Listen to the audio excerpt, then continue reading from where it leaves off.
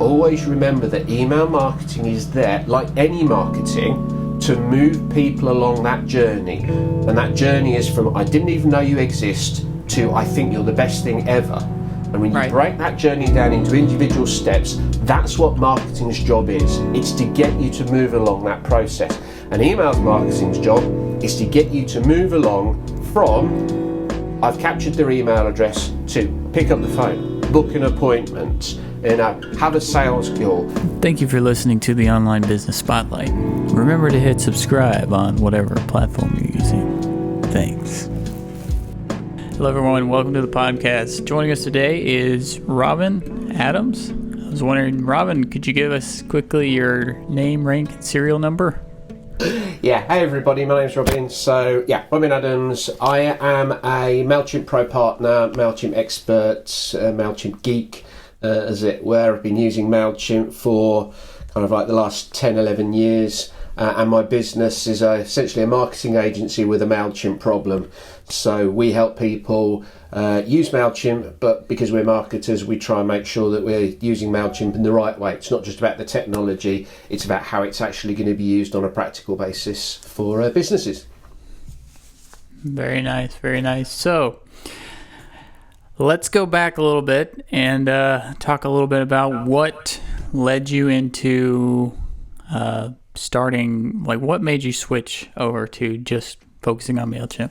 Okay, well, I basically graduated from the university with a degree in marketing, and this was back when there weren't many universities, certainly in the UK, that were offering marketing as a pure degree. And when I went and did it, I really enjoyed it, and kind of like it's one of those times where you find your career path as soon as you finish your degree, and you just basically follow it all the way through. So I've always worked in marketing, always worked agency and client side. And then about 10, 11 years ago, I was working for, it's actually an American business, as a franchise manager in the UK. They basically were a print franchise, and I'd go around and help all of the individual franchisees with their sales and marketing. Got made redundant from that, but really enjoyed helping the small businesses. So and being a bit of a geek, started playing around with stuff and started doing a bit of web design. So did web design for a little bit, then went business networking like all small businesses end up doing, as it were, met a few people and actually met a video production company. Had a good conversation with them and ended up starting to work with them for about 3-4 years and helping them with their marketing. But what was happening was during that process, I was building Mailchimp's, automations for that particular business, and one or two people were coming to me and saying, "You seem to know your way around Mailchimp. Can you help me out?" And as I got more and more involved in that, I suddenly realised that I was actually getting more involved in the technical side of video production. So, I'd be standing there at a conference behind a camera. So we had a conference to record in Turkey. So flew over to Turkey and literally was standing behind a camera, zooming in and zooming out on speakers for 2 days. And I think I got back from that event and I was saying to myself, this isn't really what you wanted to be doing with your life. You're not a video person, even though, I know how to use it. You're more into, the marketing side of things. And I said to myself, look, you're self-employed. And it's all right. It's challenging enough getting up on a daily basis when you're self-employed, letting alone doing something you don't actually enjoy doing. So I kind of like had a little bit of kind of like swift kick up the head from myself, as it were, and basically started doing a lot less video stuff and a lot more of the marketing consultancy, that side of things. And so about 5 years ago, actually it's probably about just over 5.5 years ago, I was offered the chance to run a training event for a entrepreneur organisation in the UK. Basically, they said, look, does anyone out there want to run this Mailchimp training event? It was completely free, wasn't going to get anything for it. But I said, yep, that sounds like me, sounds like a good opportunity. Did it, absolutely loved it, realised that I kind of like had a real good understanding of the system. And then kind of like over the next 3 or 4 months starting to do a lot more in that area, and then I basically launched my business on Feb 28th on 2016 as Chimp Answers, opened up a Facebook group and went down, kind of like basically just specialised in Mailchimp. And there's always a bit of worry when you niche as far as I've done, in that, well, hang on a minute, I'm tying myself to one business, one brand. I'm only saying I'm doing this. And it took a few years for things, I scrabbled along for a bit, but slowly built a name and a brand and a reputation. And that niching, which I know every marketer talks about, I took my own medicine, niched down, and now, 5.5 years later, the business has really, over the last 6 to 12 months, has really expanded massively. Yeah.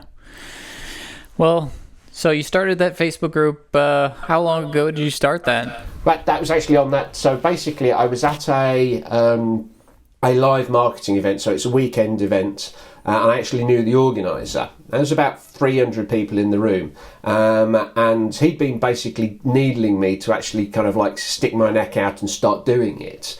And he basically got on stage in one of the intermission bits and basically said, so just want to let you know, I've got Robin in the audience. Now, Robin's a Mailchimp expert, but he hasn't launched a Facebook group, and I keep telling him to do it. So what I'm going to do is, by the time that we have the next interview, Robin will have launched the Facebook group and you can all start signing up for it. So kind of like, he put me on the spot and, in kind of like in the intermission there, I was on my phone kind of like creating the group. But what was really good was that because it was at that event, I immediately had 30, 40, 50 people who got straight onto the phone and registered for the group. And, that was a fantastic way to kickstart the membership. And then I basically go in, start helping people. I would, in the past, I used to do kind of like a 45-minute training video every Friday afternoon. Haven't done that for a while, actually. I should probably start that again. It always seems to be valuable. But that was a great way of creating engagement with the group. They really, kind of like got on board with it. And like I said, it's not for me just about the technology. It's never just about the technology. It's about how small and medium-sized businesses apply that technology and make sure that they're not just ticking boxes and doing stuff because someone says it's a cool thing to do. They're doing it because it's going to help their business. And I basically just went into the Facebook group, gave a load of free advice, spent a lot of time and effort in building my reputation, and the group continued to grow. I was very lucky from an SEO point of view in Facebook, in the fact that because of the name of the group, and at that time there wasn't anyone else really who had a kind of like a Mailchimp user community, as it were. So I went online and looked, and there was like one in Brazil and one in Germany, but there wasn't an English language one. I was really surprised at that. So launched that, and then slowly it grew and grew and grew, and now we've got just over 11,500 people in the community. And it's the biggest, as far as I can tell, it's the biggest community of Mailchimp users in the world. And it's great for me to be able to communicate with those people, to help them where I can. I've now got a couple of people who are actually helping support and run that group, so they're going in as I start to focus on more of an ownership type role. And it's probably one of the things I'm most proud of in my entire career, of building that group up. And being seen by a lot of people as kind of like the Mailchimp guy to go and speak to, and that's been fantastic. Yeah, and what people don't realize about Mailchimp is that it is actually probably the largest, right? Oh, massive! Yeah, there's a platform called Litmus, which is an email design and testing tool, and every year they do a report into email service providers, of which Mailchimp is one, to actually see which tools people are actually using. And every single year, Mailchimp comes out, and usually comes out 2 or 3 times bigger than anyone else in the marketplace. Yep. Certainly, I think I read somewhere it's like a third to a half of all small businesses who are doing email marketing will be using Mailchimp, and it's still seen as being the Mailchimp regularly quoting figures of over 10 million users and whatever. It is the go-to tool for people who want to get into, well, start off with email marketing, but obviously they've expanded a little bit recently of Mailchimp. But email marketing is always its kind of like its home ground and what people use it for. So if someone came to you and was using ActiveCampaign or Drip or something like that, what would you tell them are some of the pros and cons and all that? Well, I think that the first thing when anyone comes to me, and obviously I get lots of people who come to me and ask me about Mailchimp, whatever, and the first thing I say, it's got actually nothing to do with technology. It's all to do with what actually you're trying to do. I've kind of like created like a 4-step process of how people need to look at email marketing. I talk about it on my website quite a bit, and this has got nothing to do with the technology, because in actual fact the technology is just a tool that allows you to do it. It's not actually a question, and this is again, like I said, where people at times they get wrapped up in the technology and not actually focus on the outcome. And the outcome is that you want to send emails. Yeah. So I basically say there's 4 steps to success with any email marketing activity or program or system, whatever you want to call it. First of all, have a clear idea of the emails you want to send. It sounds obvious, but that's kind of like why people are doing email marketing. They're doing it to send emails. So once you've got that in place, you then will be able to understand the second step, which is the information you need to send those emails. So for example, if you want to send a welcome automation to someone, that welcome automation is triggered by a new person joining the list. So that's a piece of information. Right. The third question is actually all down to the system you're using, which is understanding how it works so you know where to store the data.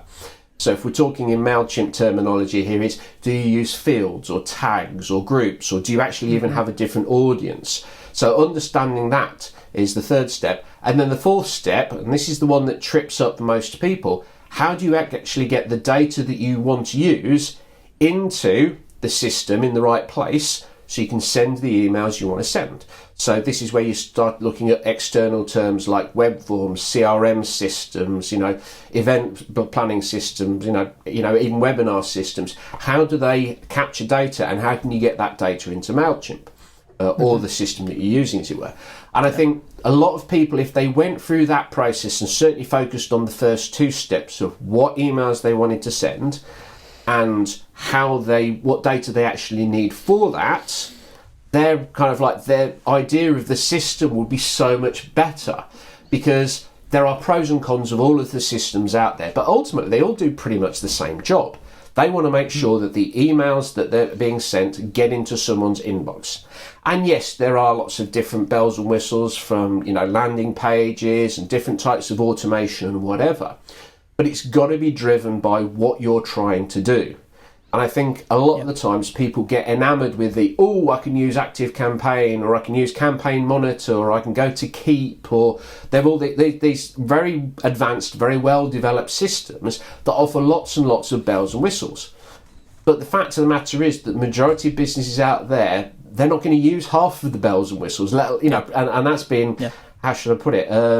That's being optimistic. Most of them probably won't even scratch the surface of those tools. Right. And I think that's the key thing, is the fact that it's not that Mailchimp can't be, developed and the technology can be used quite cleverly to do lots of automated workflow. I mean, I've just wrapped up a project this morning with a client, which is probably the most complicated series of workflows I've ever worked with. And, previously, kind of like people go, you can't do that with Mailchimp. Well, you can. It's just a question of what's the right tool for you. And yes, obviously, costs needs to be taken into account. Each system's got its own pros and cons. But Mailchimp, for a majority of small and medium-sized businesses out there, and primarily kind of like the small and the micro businesses, Mailchimp does the job. And when people say, Mailchimp, it's going to cost me £5 more than another of system each month. I go, if you're really, I say kind of like $5 or whatever. But if you're really that worried about the fact that one system is going to save you between $5 and $10 a month, and I say this, and I have to pinch myself every so often when I say this, but there's a part of me that goes, if you're worrying that much about $10, you haven't got a very good business to start off with, and this is not your biggest challenge, as it were, your biggest problem. So, Mailchimp's really come a long way over the last few years. I've seen it evolve and develop lots of extra, things that are going to help people. But ultimately, I'm not, even though I use Mailchimp, if someone turns around and says, can I do this? And it's actually Mailchimp isn't the right tool, I'm quite happy to say, you know what, you probably should need to go and have a chat with someone about this other platform, because it might be more suited. But most of the people who come to me, Mailchimp can do the job. but it needs to be driven by the emails you want to send, the outputs, and that's where a little bit of education so people understand what types of emails they can send, but also kind of like a clear understanding of the overall marketing plan and where does email fit into it. And Mailchimp is just a tool like any other that you can use to, turn those ideas and thoughts into a reality. Yeah. One thing you mentioned that I thought was interesting is the idea of all these little bell and whistles that come with the more advanced tools. That happens with any software as a service company. They have like their list of these are our technologies that we have. And a lot of times that can sell the product. But the question is, like you said, if you have a list of subscribers of 10,000 or less, are you really going to, is there a point in doing all of these, all of these tons of things that they're offering, or, there's, no, yeah. Definitely. There's, but again, people get attracted to that. They get attracted to the potential. Mailchimp, even in the last week or so, just launched a couple of new elements. They've moved into the e-commerce marketplace with stores and moved into the appointment booking marketplace. And that's another example. The fact of the matter is that that's something that people look at Mailchimp if they're deciding which platform to use and go, oh, Mailchimp's got these other bits and pieces. The fact of the matter is that they may not be the right thing for that person. There may be that actually, the functionality is not as good as maybe you get with a Shopify store or a WooCommerce store or whatever.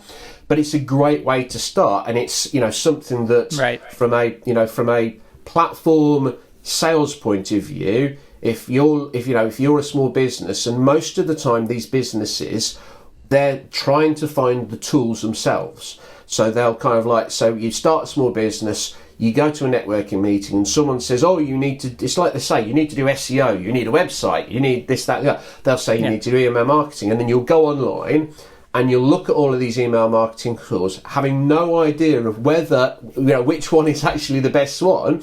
But you look at them and go, oh, look, Mailchimp, they do landing pages and they've got stores and appointments and you can send postcards with Mailchimp. Oh, that's the one that I'm going to use. And when they actually start using it, they're literally using 5-10% of the tools. Now, they're using that 5-10% a lot, but the rest of it is just bells and whistles that are there to attract them in, but they're probably never actually going to use. Yeah. What do you think about their move to offer these new tools? Like you can now build websites, you can now build a store. What do you think about that? I've got to be very careful because you don't want to bite the hand that feeds, so to speak. And I've been very fortunate in my relationship, and like I said, if Mailchimp get grumpy with me, I'm completely stuffed, because when all of my business is focused on helping people with Mailchimp, if they kind of start saying something to me, I've got to be very careful. But I'm also very candid and practical about this, and I think for a lot of businesses, and you've got to remember where Mailchimp are targeting these things at. All right, so when Mailchimp launched their website builder, they launched that kind of I think probably in the last year or so. Mm-hmm. Now, compared to a lot of the website builders out there, so even ignoring WordPress and the more advanced ones, even the Wixes and the Squarespaces of this world, Mailchimp's platform is nowhere near as flexible and advanced as those ones. And a lot of people would say Wix advanced, or Squarespace, they're not advanced. Well, they're advanced compared to what Mailchimp offers. Right. But that's not having a go at Mailchimp, because realistically, Mailchimp's websites are there for people who just haven't got a website at the moment and literally need a quick brochure website, 2 or 3 pages, a contact us and whatever, to actually get them out there. Now, as a Mailchimp partner and expert, there's almost no benefit at all for me of getting involved in providing people and saying to them, I can help build your website. Mm-hmm. Because there's, the businesses that are going to use Mailchimp are going to do it themselves. And obviously that's where Mailchimp's real strength is. It's in they can, when you join and sign up with Mailchimp, you can pretty much do everything yourself. You don't need to get an expert or a partner to help you. So that from one point of view, they're very clear of who those services are targeted at. Okay, and realistically, if you're using Mailchimp to host your website, you're never going to speak to someone like myself, because your business hasn't got the structure and the support, and isn't big enough to bring an external consultant in. So even though I'm kind of like, personally speaking, I think that most businesses can get a better website elsewhere. If you're literally I think the best example, if you can think of a local community group, a local church choir. They need a little website that they can use to communicate to their members and do something like that. Then the Mailchimp website platform is perfect, because it doesn't need to be that complicated. They don't want bells and whistles. And it's the same with a lot of the other things that they've brought in. So even the stores and the appointments now, those are never going to be as advanced, well, certainly not in the short term, as the Shopifys and the WooCommerces, or the Calendlys or the Book Like a Bosses that provide real good flexible appointment setting tools. Right. But they meet a need in the marketplace for someone who just wants one place to go. You can chuck everything in there, and if you start getting to a point where you're pushing against the ceiling of what that tool is, then great, go outside of it. But they certainly have opened up those opportunities to a lot of really small micro businesses who just haven't got that flexibility at the moment. Yeah, I think that they know that. I think they know what it's for, and you can tell. Oh, it's also included with the platform, so that's kind of cool. And like you said, this is one of the things that on that point, Mailchimp over the last 12 months have really stepped up their game in supporting the agency community, as it were. Mm-hmm. We were always thought of as an afterthought, I felt. Kind of like, here's me, my entire business is focusing around training and help people with Mailchimp. And yet I never heard from Mailchimp, kind of like, it was almost like, can someone speak to me? Because kind of like, I'm theoretically one of your biggest fans and I've never heard from you and whatever. And yet about a year and a half, 2 years ago, they started realising that their partners were an area that they really needed to develop, and they've invested a lot of time and put people in place. They've got a full partnership team now over at Mailchimp HQ in Atlanta. All of the people there, are basically promoting and supporting agencies, web designers who are using Mailchimp. And that's been fantastic, because it's kind of like it's legitimised those agencies who do know what they're talking about when it comes to Mailchimp. And having the partner, the pro partner, and having certain qualifications that you need to meet. So basic level now to become a Mailchimp partner is to have 10 paid accounts attached to your business. And then for a pro partner, I think we need 25. I think it's 25. I need to go and double check actually, but I think it's a certainly larger number. But we also need to have achieved and done all of Mailchimp's certifications. So that's another classic example. When there was, basically, Mailchimp support was like the Wild Wild West a couple of years ago. You go onto Fiverr, every man and his dog saying, "Oh, I can set you up a Mailchimp template and I can do your Mailchimp account," and it meant that there was a lot of people out there who were doing it but weren't doing it very well. And one of the things I say nowadays is that, yes, I know I meet these requirements, but I go, look, ultimately, if someone comes to me and speaks to me, I go to them, look, I'd love to work with you, but even if you don't decide to work with me for whatever reason, can you please make sure that if you are picking someone, pick someone who has actually has done a number of the certifications, who may be registered as a partner, because at least then that they've got a chance of understanding what they're talking about, and can help you on the right path. There are so many people out there who claim to know what they're talking about, and they don't have up-to-date information or up-to-date skills. And I think one of the things that I give Mailchimp a massive pat on the back for is that they've now recognised the agency community as one that needs supported, but they've also legitimised that community. So I can now go out to someone and say, look, I'm a pro partner. I was one of the first 10 pro partners to reach that level in the world. I've got all my Mailchimp certifications. So I don't need to tell you that I know my Mailchimp beans, because I've got the qualifications, as it were. And to help my business grow, that's been fantastic. But it also means that other agencies out there have been able to legitimise themselves through that standing. And I think that that's something that really has helped the quality of people out there in terms of the advice and tips they're able to give people. Yeah, I agree with that, and I think that there's in the world of marketing, it's really easy to learn the basics for people, and so people that learn the basics can go out and say that they're an expert if they. We've run into this a lot.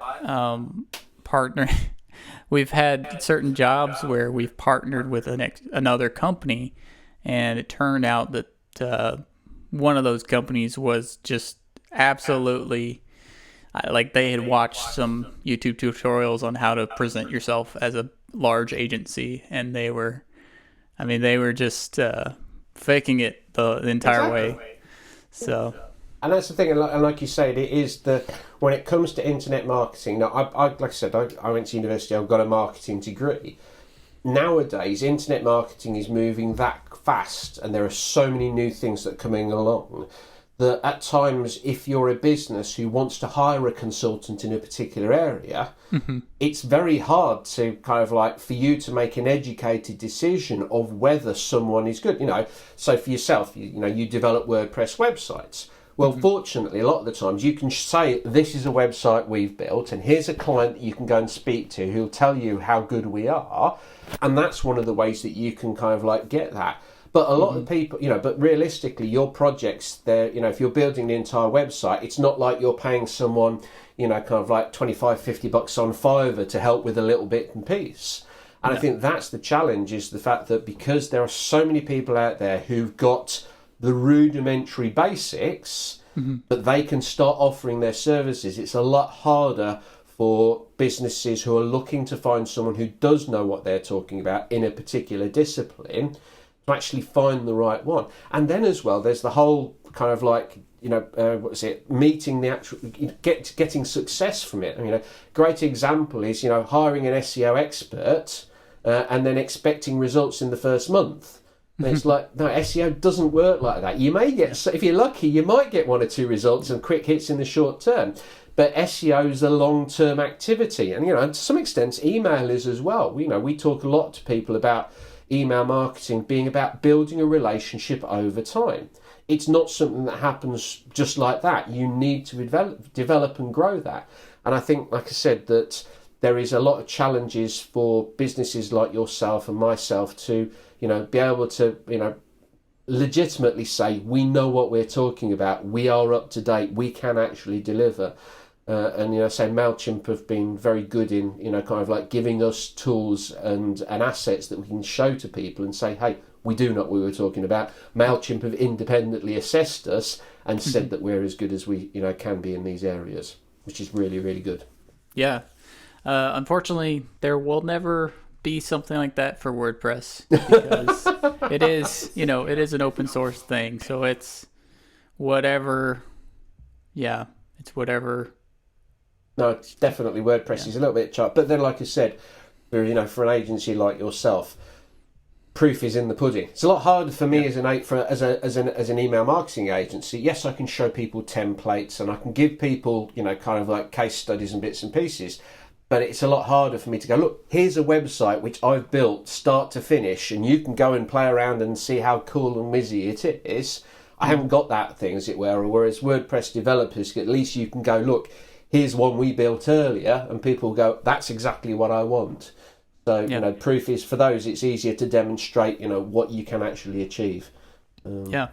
So one of the things that we've noticed with emails is, if you would like to start collecting emails as a company, if you want to build your list, first of all, you kind of need traffic. But if you already do have a little bit of traffic, just what we do is put a couple of areas to collect emails on the site. And then from there, that's kind of, you can start your automations and your monthly campaigns.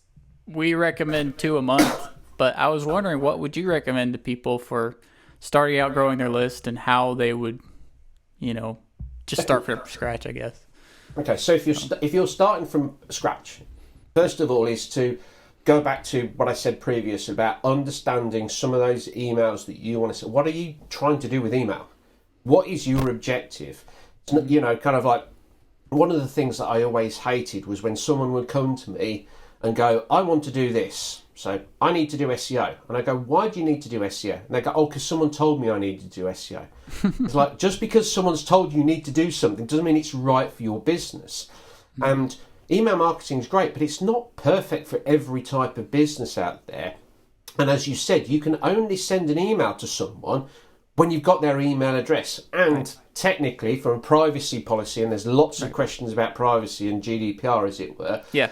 But ultimately, you need consent. I always say consent is something, not necessarily something that you want to have. I know GDPR says that you need it, but you want it. Because if someone says, yeah, send me emails, they're going to be looking for those emails when they come in. So you want consent.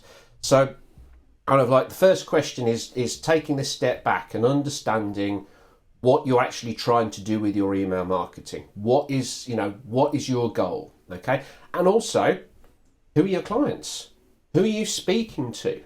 Because if you know who you speak to, so again, I always say in my mind, there is no right way, perfect way of how many emails to send, what type of emails to send. And the reason being is that every business and every client base is completely different and unique, which therefore means that for a business that, let's say for a real estate business, okay? A real estate business, if you're sending an email out every single week on a real estate business, knowing that the people who you're interacting with are only going to be moving house, every 3 to 5 years, if that, why do you need to send an email every week? That's way too much to keep them in touch. Yeah, they're going to unsubscribe. Exactly. So, but then conversely, if you're in a business where there is a high frequency of purchase and a high engagement, then yes, sending an email every week, heck, every day. I mean, I'm on a number of lists from marketing businesses who are sending emails every single day. And the content is good, and that's always the question, is that, if you're sending an email and you've got the content behind it, great. Don't send an email just because you have to, and then the email's got nothing in it and it's pointless, because you're just going to turn people off. So the first question is understanding what do you want email marketing to do for you? All right. Once you've got that, then that starts to inform you about kind of like how you're going to use a tool like Mailchimp for your business. The second question is understanding where email marketing fits in your overall marketing journey. I'm a massive advocate of the concept of the customer path. In fact, one of my goals in the next 6 months is to actually launch a training program which talks about that journey, the steps. Because, like I said, you can't email someone until you've got their email. Yeah. Typically, you're not going to get their email until they've come to your website. So there's a whole process of lead generation and traffic generation and other bits and pieces that you need to do before you even considered email marketing, because you need to get people onto your site. And then when you get them onto your site, you need to have something attractive, engaging for them to actually want to give you their email address. The days of having a newsletter form on your website says, sign up here to join our newsletter. Yeah. No one does that anymore. No. That you need a carrot, you need an incentive to engage and to demonstrate why should they sign up for your newsletter. What's in it for them is, one of those common phrases that marketers use all the time. What's in it for the recipient, for the customer? Why would they do something?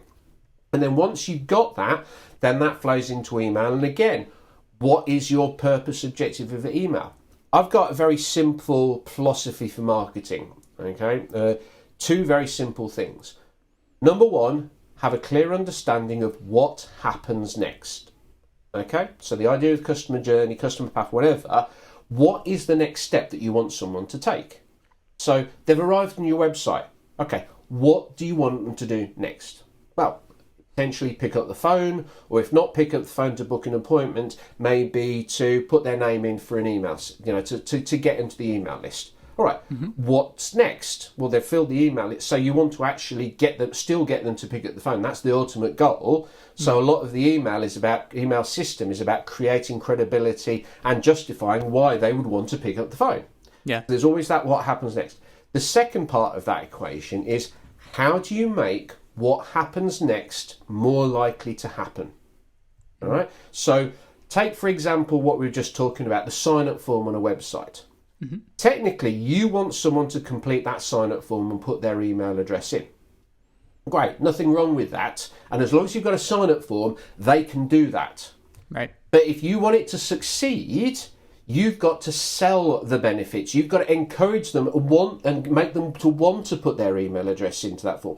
So how can you do that? Well, copywriting, having a great copywritten page that explains the benefits, that's going to improve the chances of them filling the form out. Silly things like making sure that you're not asking 27 questions when they sign up for the form. It's literally first name, email address. Making short little thing here. I hate it when people have a website form which then asks people to submit. Like, I'm not in some dodgy club in New York City wearing leather here. I don't want to submit. I want to join the audience. I want to get a good newsletter. You know, that's what you want. Having a video on there which explains what's going to happen. All of these things are great marketing tools, but they're focused on encouraging people to take the next step in the journey. And if you know what that next step is, you can start kind of like building a system that allows that to happen. And again, coming back to bringing it back to your question of where do you start? Understand, what are you trying to do with email? Understand how you're going to get people's email addresses. And how can you encourage people, incentivize them? So the concept of PDF downloads, 10% discounts, all those bits and pieces there, they work for a reason, because they do work. Mm-hmm. But once you understand that, always remember that email marketing is there, like any marketing, to move people along that journey. And that journey is from I didn't even know you exist to I think you're the best thing ever. And when you break that journey down into individual steps, that's what marketing's job is. It's to get you to move along that process. And email's marketing's job is to get you to move along from I've captured their email address to pick up the phone, book an appointment, have a sales call, buy the product if you're in an e-commerce type area. That's what it's all about. And if you've got that in mind, then it starts making life a lot easier in terms of being able to identify where the problems in your process are and start improving them. Email marketing is great, but it doesn't do it on its own. Traffic is great, but it doesn't do it on its own. You need to combine all of these elements together and understand, people regularly saying to me, oh, my email marketing's not working, no one's signing up. And I go, well, have you looked at how much traffic you're generating? Right. And they've got a trickle. It's like, if you've got a trickle of traffic, then obviously you're going to have a trickle of leads. Focus on your traffic problem, then focus on the actual conversion problem and so on. Yeah. One of the most common things that I've seen is people will add emails to their list from their random, they'll go into their contact listing Gmail and just throw them in there. And you can't see it, but I'm shivering with horror at the moment. Yeah. I mean, what do you think about that? Well, first of all, right. Again, I tend to get on my soapbox occasionally, so I'll try not to get on it too strongly here, as it were. But this is one of those things that really gets me. Number one, successful email marketing is permission based. Right. Okay, every email marketing tool, including Mailchimp, will basically say don't upload any emails unless you can say that this person has given you permission to communicate. Okay, right. So first of all, there are, and the fact of the matter is, Mailchimp doesn't know when you load a load of emails. It asks you to almost self-certify these people. But if a load of people unsubscribe, Mailchimp will know, and then you'll get a big slap on the wrist. Okay. So the first thing is to understand that it's not good practice to do that. Certainly from a legal point of view, GDPR or whatever. Mm-hmm. But the fact of the matter is that you want to communicate with people who are interested with you. All right. Why would you get a load of emails from people who've never heard of you, who don't even know you exist, and drop them into Mailchimp and then start sending cold emails? The fact of the matter is that they've got no context of who you are. They've got no context of your business. They've had no experience before, and you're basically sending them emails. And this is why, like I said previously, consent matters from a legal point of view, but consent matters actually from an effective marketing point of view. Because if you send an email to someone who's never heard of you, who hasn't given you consent, the chances are they're not going to open it, they're not going to read it with joy and love for previous experience with your brand, and they're probably going to unsubscribe. They may complain, and they may even send you an email saying, you've contravened my privacy regulations, tell me how you got my data, because you shouldn't have done that. Yeah. Okay? If you compare that to someone who's given you consent, if someone gives you consent, what they're saying is that I'm interested in hearing more about you. They wouldn't have given you consent otherwise, which means when you send them an email, they're almost expecting you to. You know, when you give someone consent, when you tick that box or say, yes, I want to receive your emails, they're saying, not just they want to receive your emails, they're expecting your emails. Yeah. So then you should when you send those emails, you're kind of like, I use the analogy of kind of like sowing seeds. You know, the fact of the matter is that you need to have a fertile ground. You need to fertilise it. You need to have all these things. So when you put the seeds out there, they've got the best chance of growing. What you're doing with consent is you are fertilising the ground. You are making it ready so that when you do sow those seeds, when you do send those emails, they are more likely to be opened. They are more likely to be engaged with, and they're more likely to take a person along the path to a good positive result for you, a sale or whatever that is. And it's kind of like there are always exceptions to the rule, and there are other bits and pieces, other ways of managing it that if you do it in a positive way. But for 99% of instances, the whole purpose of email marketing is to take the baton of traffic, as it were. So traffic drives them to the website. Social media generates activity and engagement and awareness, and email marketing takes the baton from them and builds on that and builds that relationship in a much more one-to-one environment than obviously that you can ever have on a social media or just on a website platform. Right. Yeah. Well, there's another thing that people do, and that's you mentioned it briefly, but some people will purchase lists. Yeah. I'm on a delicate. Right. Okay. The first thing to be aware of is that, again, coming back to it, Mailchimp in their terms of service says you can't upload purchase lists to Mailchimp. Okay, so that's the first thing you need to be aware of. If you do it, again, Mailchimp doesn't know until it actually starts seeing those emails, and it'll look at those emails, and it may be some of those emails are bad emails or spam trap emails or whatever. And if Mailchimp sees those, then obviously you're going to get a big rap on the list and rap on the knuckles, and maybe your list is going to be suspended. So there is always a very, very, very big risk. Okay, but that's where email marketing tools like Mailchimp are all about permission based. The fact of the matter is that buying and using an email list is in some sectors a valid marketing tool. Okay, but just because it's a valid marketing tool, it doesn't mean that you should use Mailchimp for it. Right. And you need to be very much aware of the potential risks of doing that. Okay, so the risks are you're going to damage your own brand and your own domain by sending emails to people who haven't signed up. You potentially, if you do it through Mailchimp, and I do not recommend that you do, but if you decide to do it, Mailchimp could potentially stop your account, ban you, and obviously that's not just going to stop that account list, it's going to stop all the other emails that you've got with people who you've got positive engagements with.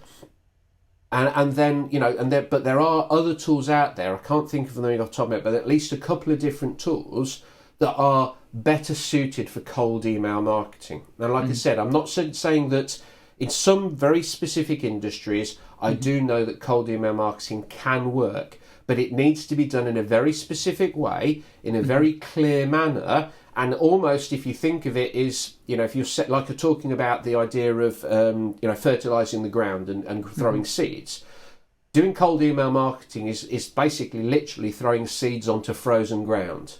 Now, you may get lucky and you may get a few sprouts there. And if you're in a business where those one or two, seedlings that are going to grow into something could be the difference between success and failure for your business, then, yeah, that's kind of like you can't argue with that. but your success is it's going to be much harder to achieve success if you go down that route. And like I said, it's not something that we would ever recommend that you do with Mailchimp. Yeah, I think I've seen companies make that mistake a few times, and I mean, there are, like you said, there are cases where you could do it. In the U.S., there's a law that does allow you to send emails. You can send emails to people. It's just, what is your first email interaction with them like, and all that. So yeah, we've got, and again, there's a number of different regulations in the UK and Europe that are along the same things, in the fact that personal information you can't really communicate with, but corporate, so, and that classifies as, limited companies, then there are ways that you can still use email marketing from a cold basis. But like I said, there is some validity in some industries to do that, but if you're going to do it, don't use Mailchimp. Use a tool that's specifically designed for that type of activity, and understand that you are literally throwing seeds onto a frozen ground. Right. And yes, you may get some wins, but it might actually be better for you to invest a bit more time, effort and money in your existing list and working out how you can get more out of the people who are already saying they're interested in you. They're the ones that are obviously going to be the people who are going to support and drive your growth moving forward. Every database has got untapped potential. Everyone. Yeah. Well, going back a little bit, before you started Chimp Answers, what was your first self-employed business venture that you did? Well, like I said, I got about 11 years ago, I got made redundant as a sales and marketing person and kind of like roving consultant, as it were. I really enjoyed that. So I thought, hey, I'm going to do this. Okay. But I kind of like, as whenever you start your own business, confidence and knowledge of what you actually could do, whatever is, you may have bags of confidence in one area, but you're still not completely sure where and how you're going to do it. So I'd built a number of websites, and I'd always, I built my first website back in 1996, 97, as it were. I've always been an early adopter when it comes to computers and technology and stuff like that. Yeah. Which, considering, I'm kind of like rapidly approaching 50, I'm one of a very small group of people who basically learnt about marketing before the internet, but was in a position to actually bring and add internet skills into, what they're actually doing, and being a bit of a geek as well. It means that I've been able to do that. So I started working in web design. So I started building websites. And did that, like I said, for about a year and a half, and it was great because there was lots of availability out there. There was lots of ways of learning how to do it. There was, kind of like, it hadn't been saturated and become so technically challenging as it is nowadays. And it was great because I was able to go out and talk to people. But like I said, what happened was that it was a skill that was used. I use the phrase a lot to describe myself. I know enough about it to be dangerous, but not to be an expert. So I've in my self-employed career, I have built websites, produced and edited and launched videos on YouTube. I have run Facebook campaigns. I have done social media and ad campaigns. I've done Google pay-per-click. I've built websites, like I said. I've done email marketing. I've done most things that you can think of from a digital marketing point of view. I've at least had a go at them. Yeah. But it was only really video, which I did for like 2 or 3 years, and then email marketing were the two areas that I kind of like really gravitated towards. And I'm now what they'd call the phrase a T-shaped marketer is a phrase that's used an awful lot. And a T-shaped marketer is someone who's got a lot of experience across the top in different areas, but there's one specific area that they're quite deep in. And I'm an absolute classic T-shaped marketer in the fact I've got lots of understanding of all the various things and the assets that are out in the marketplace and ways that you can market your business. But there's one specific skill, which for me is email marketing, and then even narrower, Mailchimp, that I'm kind of like very, very, to be quite frank, as deep as I possibly can be, certainly with Mailchimp. And that's how, I kind of like develop and grow. But that's great because it means when I speak to a client, I can not just talk about the technology and the specifics of email marketing and Mailchimp. I understand where Mailchimp and email marketing fits with all of the other aspects. And even though I may not be an expert, I can certainly point most people in the right direction of what's good practice for Facebook advertising, what's good practice for Google pay-per-click, what's good practice for creating and building videos. I know enough about them to be able to advise and point them in the right direction. And all of those tools are things that can enhance and grow your email marketing database and, obviously build a better relationship with them. Yeah. Well, I notice a little bit of a similarity in what we do as when we do websites. What's interesting about it is you can't really sell someone a website because in the end, they don't really care about, some people do, but in the end, the best customers, what they care about is the results and the marketing side of things. So I think every business has to have a marketing angle to it, if that makes sense. I couldn't agree more. It's one of the things that I say to, whenever I speak to people, and I have, 3 or 4, I call them discovery calls every week. People go to my website, they book a discovery call for me to understand how I can help them. Mm-hmm. And there are 2 things that I say on every single call, and it doesn't matter. I've spoken to, a couple of months ago, I was speaking to someone who still used Mailchimp and had a database of 8.5 million. I know. Emails? Yeah, your eyes now are as big as mine. Maybe I'm in that list. I could not believe that they were still, but they were, and they were happy with it, and it was doing what they needed to do.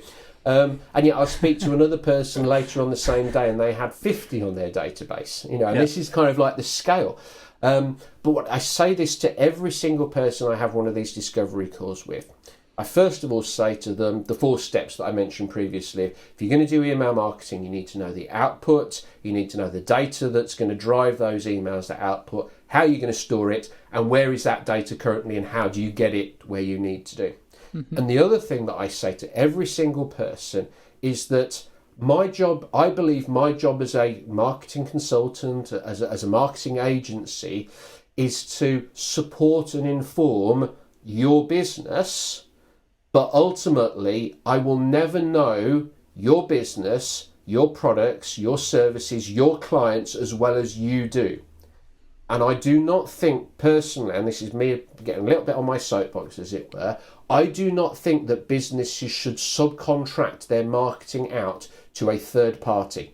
Because it is too important it's too core and central to what a business actually does. If a business owner can't at least get their head around marketing and understand how they need to attract and develop and grow a customer base, where that customer base is coming from, knowing what makes them different from other people and why a particular type of client is going to, or a prospect is going to be looking for them, it doesn't matter how much they get agencies and specialties in, that business is not going to succeed. Mm-hmm. And like you, I agree, it's that marketing is something that you can get advice on. You can get people to come in and hold your hand and guide you and consult, as it were. But ultimately, the buck stops with the business owner. And the business owner and that business, they need to have at least an understanding of how it fits together, because marketing is too important to pass off to someone else completely. And if you do that, how do you know whether it's working? How do you know whether it's doing what you want the business to do? You could end up going completely down a dead end. So yeah, I agree. I say to every single business that I speak to, I go, we will help, we will guide, we'll point you in the direction, we will support, but ultimately the buck stops with you as the business owner, and you need to have an understanding of what we're trying to do, even if it's just conceptually, so that you're actually on board and you can see how it all fits together. And the businesses that I run away from, as fast as I can, are the ones who go, I don't want to do this. I just make widgets. All right. Mm-hmm. So, all I'm interested in making widgets. You sell them. You work out how to market them. Mm-hmm. That's not, in my mind, a recipe for a successful growth-driven business.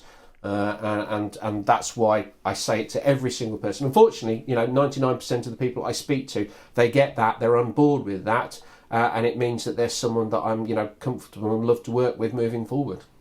Yeah. So this will be my last question related to what you were just saying. It's kind of a larger question, but when you were saying they should own their marketing strategy in a way, I agree with that. But I'm also wondering, there's a lot of marketing companies out there that will take ownership of the whole thing. So they'll just sell you leads, essentially. And that could be good for somebody for a time, but obviously a better, long-term strategy for them would be for them to own the process. But how would you say, what's a good balance for a company, what versus like, on one extreme, they could just hire everybody they want to do their marketing internally. And then on the other end of that spectrum, they could hire an agency to do everything. What would you say a good balance is for businesses that are looking at just doing their marketing? Well, I think it's a business. It's a question that it's probably one of the most important questions that any business can ask itself. I'm in that situation at the moment. I've got a number of people who are working with me in a part-time or contract basis at the moment, and I'm currently actively looking at how I can expand that capability and start bringing people in who are going to be potentially full-time staff who are going to take on some of those responsibilities as well. And again, I don't think that there is no right or wrong answer to this. You just need to understand kind of like where you're, have a plan. And this, kind of like where do you want your business to be in 6, 12, 24, 36 months down the line? What is going to drive that growth?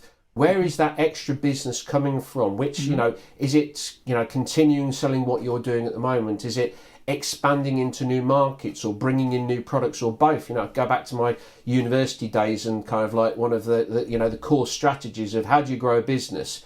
You either sell more of what you do, you sell more, you create new products, you go into new markets, or you go into new products with or go into new markets with new products. There's only 4 ways that you can grow a business. And it's understanding what your plans are, and also, to some extent, what your personal aspirations are as a business owner. Do you want to have the biggest, the best, the most grandiose business out there, or actually do you just want to be the best in certain area, whether it's a particular niche or a specific geographic base? And then once you've understood where you're going and kind of like your objective in terms of size of business and growth and whatever, then you can start lining that up. And the fact it's really interesting. I had a conversation with my host last week, literally about this particular subject, because one of the advantages that you get as a business owner nowadays is you can hire in specialists. If you want someone to run your Mailchimp account, give me a call. That's what I do. I'm going to be better than someone who you're going to develop internally. But conversely, once your business reaches a certain point, you may want me to train someone in your organisation to be able to do some of those things themselves, and then just call me in as a specialist if you want, kind of like, something souped up, as it were. And it's the same for everyone, is the fact that nowadays it's very easy to hire in specialists who are experts in their particular discipline and get them to either come in and do something. So, I know I can build a basic website, but if I really want a website to develop and grow, I need to hire a web designer. But then, it makes sense for me to have some understanding of how web design works and is that, what do I need to do to maintain it? I know I can do, basic SEO principles, but I can go and hire someone. So I think what you need to understand, and again, it's come back to, it's really interesting. I have these conversations with people, and someone who's so specific about technology. I am so deep into the Mailchimp woods. It's in a company, and I bleed Mailchimp, as it were.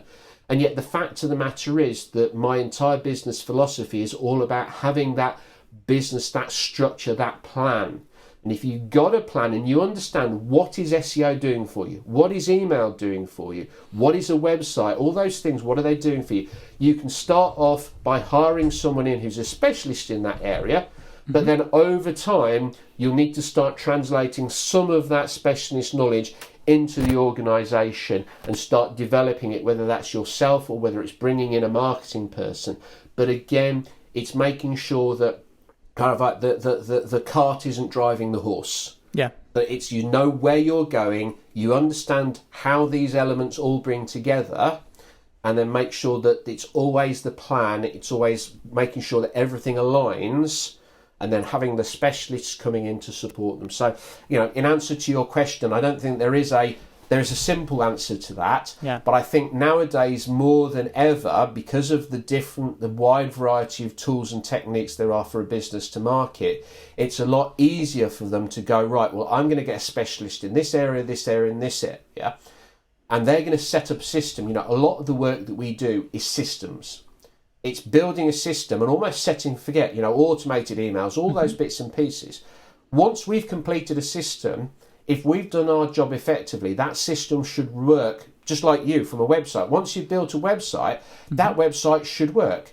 Right. And as long as the person who's inheriting it, the client, knows how to tweak it, to update it, to add blogs and understands the principles of blogging or whatever, they can do most of the stuff for themselves to keep it ticking over until the point where they decide that they actually need to go to the next level and reinvest and have a new website, or in my instance, a new system.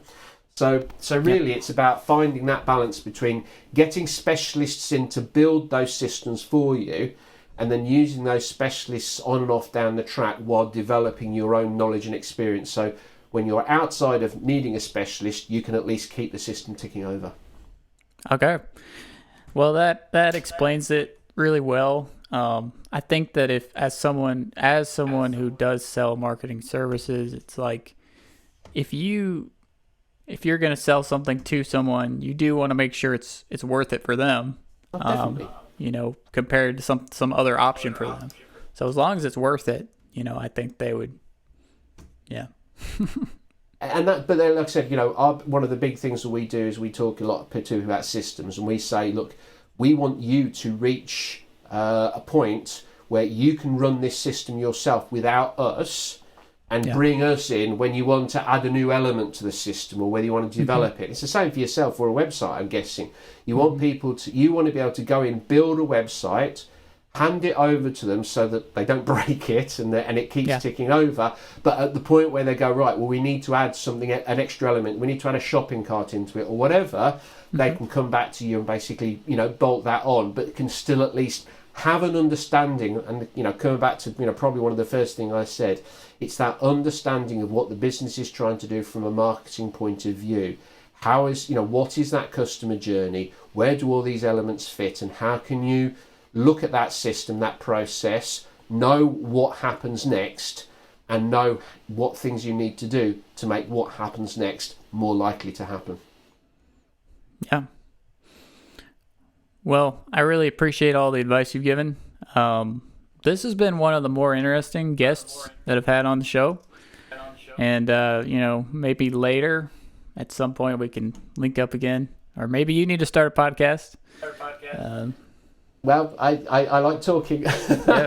No, like I said, I'm very passionate because it's really interesting. Just my journey as a business owner, my confidence over the last 18, 24 months has really grown as I've really developed an understanding of my niche and my business. And, and I don't mind getting on my soapbox now because there are things that I'm very passionate about that I believe are the keys to success, and hopefully I've been able to get some of those across today. So it's not really been as much about Mailchimp, but more about, your overall, how do you approach marketing as a business, and where do things like email marketing or websites fit into that, overall equation. Yeah. So if someone wants to jump into your list or your group, or if they want to book a consultation with you, how would they do that? The two main ways. First of all, if you are a Mailchimp user, and I know that there's lots of people out there who are Mailchimp users, basically go onto Facebook and type in Mailchimp Answers. We'll be the first Facebook group there. Click on the link, answer a couple of questions just to make sure that, kind of like you're not trying there to do, to corrupt the system, as it were. You'll get access, and then that is a great place to ask questions, to engage with other users, and just get the most from, your email marketing and from Mailchimp specifically. So that's the first thing. Secondly, obviously, is just go and visit chimpanswers.com. So that's our website. We're currently doing a little bit of reworking on it from the training side of things, but the business specialises in two areas. It specialises in Mailchimp training and what I call Mailchimp systems. And when I say Mailchimp system, I mean, the development of forms on a website, the automated processes, all those bits and pieces. If you're a business who thinks that actually, that's something that you want to really develop and grow, then, certainly go and visit Chimpanswers. If you click on you should be able to book a consultancy discovery call with me, and in 30 minutes we'll be able to discuss and understand, how we work and whether we can help you or not. Certainly what I'd recommend. Great. Well, Robin, thank you so much. Thanks for coming on. Have a great rest of the day. No problem. Thanks. Yeah, appreciate it, Joe. And thanks to everyone else. Yeah, and this is off the air, but if you could, just send me that recording. And Yep, no worries. Yep, no, like I said, I'll stop it now. Yeah.